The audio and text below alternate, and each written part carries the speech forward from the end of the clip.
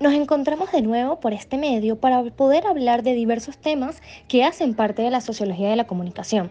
Primeramente, les hablaremos de los estudios culturales. Es así, Victoria, podemos iniciar explicando que los estudios culturales críticos de América Latina son realizados por académicos, investigadores y activistas de la región que buscan analizar y cuestionar las estructuras de poder que han influido en la cultura y la sociedad latinoamericana. Junto a esto, también podemos nombrar algunas de las figuras más representativas en el tema, como lo son Néstor García Canclini, Ana María Ochoa Gautier, Jesús Martín Barbero, Beatriz Sarlo y Silva Rivera Cusicanqui. Para mencionar un poco sobre cómo estos personajes han influido en ello, podemos empezar con Martín Barbero, estudiando el uso social de los medios. Martín Barbero es uno de los principales teóricos en el estudio de la cultura crítica latinoamericana. Su trabajo se centra en la relación entre cultura y comunicación y su impacto en la sociedad. Barbero sostiene que la cultura es una herramienta para la construcción de identidad y la comunicación.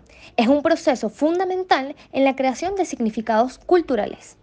También podemos mencionar a Renato Ortiz. Por su parte, estudió la relación entre cultura y globalización en América Latina. Ortiz sostiene que la globalización ha afectado significativamente la cultura de la región y esto ha creado tensiones entre las culturas local y global. Finalmente, Jorge González investigó el papel de la cultura popular en la formación de la identidad política en América Latina. González sostiene que la cultura popular puede ser una forma de resistencia contra las estructuras de poder dominante y que puede utilizarse para construir identidades políticas y sociales alternativas. Con esto podemos ver cómo estos teóricos contribuyeron significativamente al desarrollo de estudios culturales críticos en América Latina y ayudaron a comprender las complejidades de la cultura y la sociedad en la región. Teniendo por entendido este tema, queremos explicar un contenido que se relaciona de gran manera a dichos estudios. Este es la reproducción ideológica en el contenido de los medios. Es verdad, Ligny. Es por ello que debemos empezar hablando de la comunicación institucionalizada. Primeramente, entender que la comunicación pública ha existido como una forma específica de interacción social desde que el hombre se ha organizado en comunidad y ha generado una conciencia de su ser colectivo. También tenemos los modernos, que recurren a las sofisticadas tecnologías, ya que son parte evidente de una de las formas que ha adoptado esta actividad. Se entiende por comunicación pública una de las actividades destinadas a proveer de la información necesaria para la reproducción de la comunidad o que interesa a ésta en conjunto. Cabe notar que este tipo de información es proporcionada en general por las instituciones enculturizadoras, entre ellas los medios de comunicación. Estos han alcanzado en las sociedades modernas un lugar protagónico en esta actividad. Son resultados de la necesidad social de asegurar este tipo de información. Por ello, las sociedades la han institucionalizado asignando recursos materiales y económicos, así como personal o menos especializados a la realización de esta tarea. Por supuesto que el carácter de especialización y complejidad de estos sistemas de comunicación han ido evolucionando de un menor a un mayor grado a lo largo de la historia. En este modelo se caracteriza principalmente porque recurre a tecnologías que permiten producir y distribuir en masa sus productos comunicativos, es decir, periódicos, noticieros, entre otros. También requiere un altísimo grado de especialización en sus agentes incorporados. Las organizaciones que realizan esta actividad se diferencian de hecho y a veces de derecho otras instituciones públicas como la iglesia, el gobierno, etc. Un sistema de comunicación institucionalizado se caracteriza por diversas cosas. Por ejemplo, número 1. Considerar como institución de la comunidad a la organización que se encargue de la comunidad pública sin perjuicio de que se construya formalmente como organización privada. Como punto 2, se especializa en trata en asuntos relativos a las instituciones sociales. Como punto número 3, los temas que trata están más o menos formalmente prescritos, así como el propio tratamiento. Punto número 4, sus productos gozan de confiabilidad y autoridad. Y como último punto es que el sistema establece quiénes intervienen como comunicantes y a veces hasta el lugar y el momento en hacerlo. Entendiendo el término, podemos explicar la comunicación culturalista. Parte de la certeza de que los mensajes de los medios de comunicación reproducen la ideología de la clase dominante y buscan manipular al receptor para que piense que vive en un sistema social justo, equilibrado y democrático, aunque la realidad sea otra. Junto con lo que se explica, es de importancia entender el significado de dominante o preferente. El dominante es aquel que trata de defender a las clases dominantes, que busca legitimarla o transmitir sus valores y visiones del mundo a los demás grupos sociales. Con esto entendemos que no hay mensajes inocentes, es decir, libres de manipulación ideológica o de contenidos que reflejen ciertos valores y visiones del mundo y omitan otros. Por Morley, de 1992, en su página 82, dice que los mensajes no tan solo comunican significados explícitos, un manifiesto, sino que también contienen significados latentes. Morley se cuestiona, ¿qué es lo que dice el programa?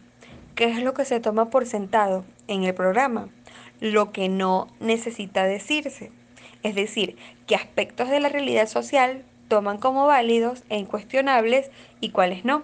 Quisque afirma que cada uno de nosotros percibimos la realidad de acuerdo a nuestro contexto cultural. Lo que pasa por realidad en cualquier cultura es el producto de los códigos de esa cultura. La realidad siempre se encuentra encodificada, nunca se muestra cruda. Los medios de comunicación, por sus condicionantes económicos, políticos e ideológicos, tienden a reproducir los códigos y las visiones del mundo de las clases hegemónicas. Por ejemplo, los héroes encarnan la ideología dominante, mientras que los villanos y las víctimas tienden a ser miembros de grupos subalternos o de naciones subalternas, como por ejemplo las latinoamericanas, asiáticas o africanas. Estas no profesan suficientemente bien la ideología dominante o que incluso se oponen a ella.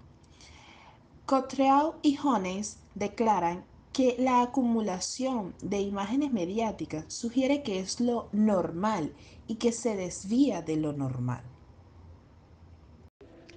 Las ideas y actitudes que se incluyen rutinariamente en los medios se convierten en partes del debate público que se considera legítimo.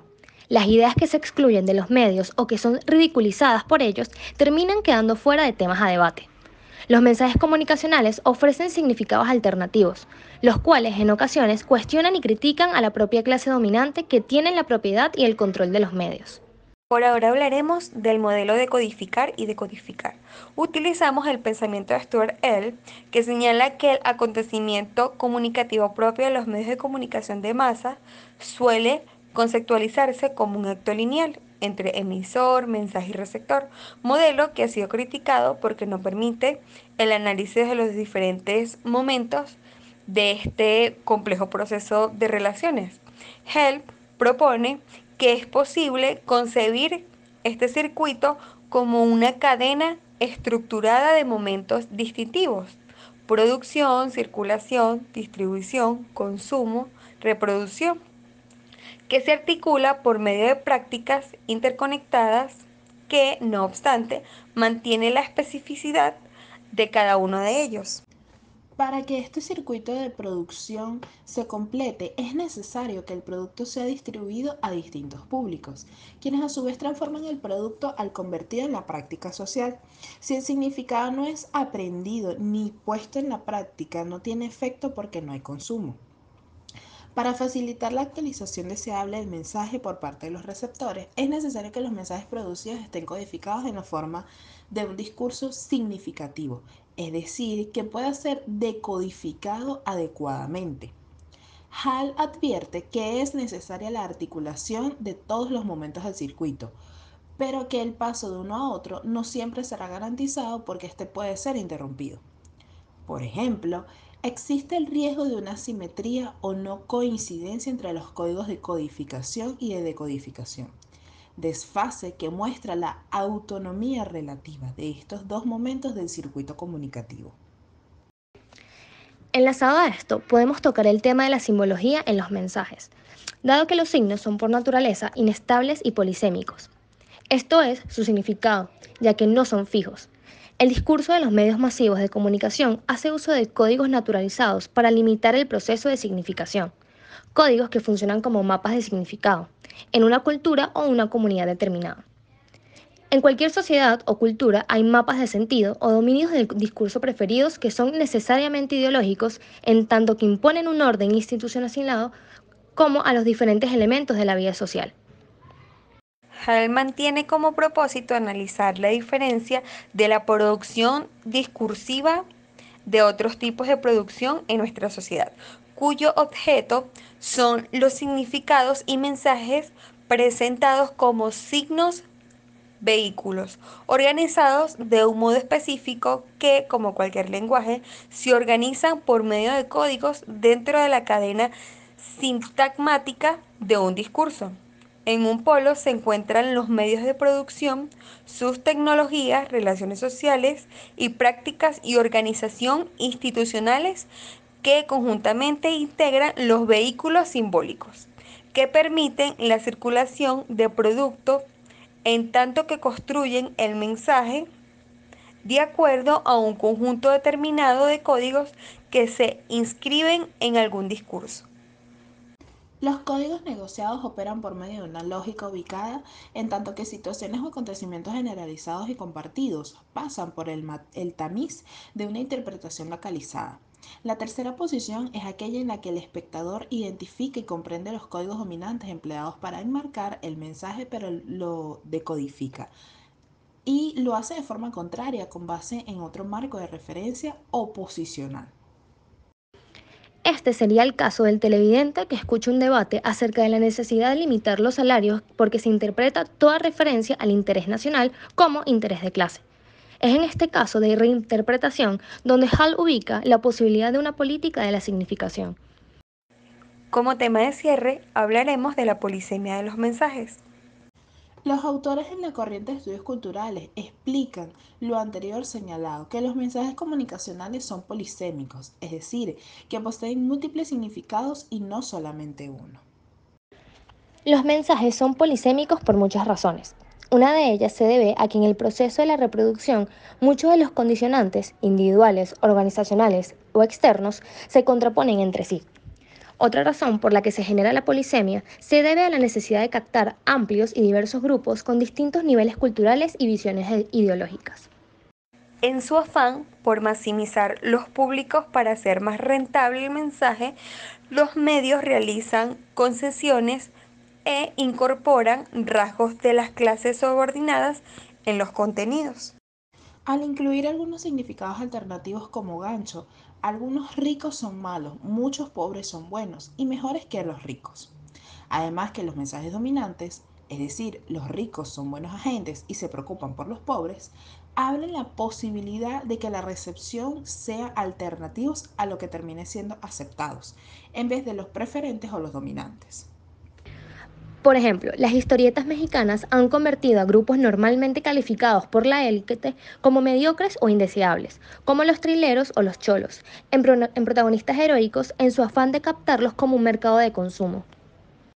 El interés de las editoriales es captar estos grupos y convertirlos en consumidores, pero al hacerlo generan significados alternativos que permiten negociar o rechazar los dominantes. Significados alternativos de estos mensajes pueden ser: 1. Criticar a los actores de corrupción, prepotencia o injusticia de políticos y grandes corporaciones. 2. Criticar a las fuerzas del orden, policía, ejército, cuando éstas legitiman o defienden funcionarios o sistemas corruptos, es decir, dictatoriales o injustos. Y por último, tenemos las presentaciones de minorías étnicas, es decir, negros, hispanos e indios. También tenemos mujeres, ancianos, obreros, campesinos, entre otros. Y cómo eres o protagonistas principales. Y también es una crítica a los estereotipos sociales y étnicos. La ideología es entonces un intento de hacer que la gente vea el mundo de acuerdo a los términos o códigos que han sido establecidos por uno o más grupos de personas, usualmente aquellos que controlan el poder dentro de la sociedad. Para los culturalistas, el significado de los mensajes no se puede descubrir puramente del texto, sino que se construye en la interacción entre el mismo texto con sus usuarios, según Hall y Morley de 1992. El significado se construye de distintas maneras de acuerdo con la capital cultural con que cuentan cada grupo de receptores.